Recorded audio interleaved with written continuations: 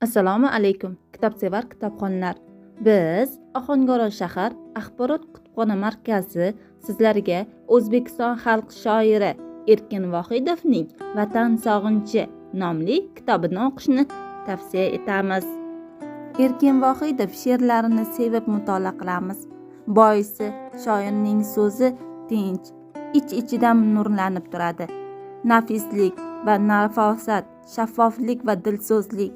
Erkin Vohidov she'riyatining umrboqiyligini ta'minlaydigan sifatlaridir.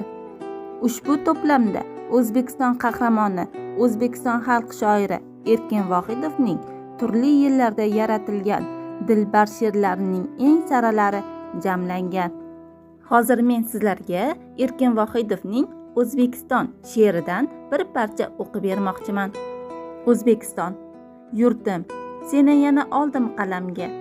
To'ying shodiyonang bahona bo'lib, yana kelib qo'ndim tongi misramga, falak nizor etgan durdona bo'lib. Iqbol peshonamga bitgan osyonim O'zbekistonim.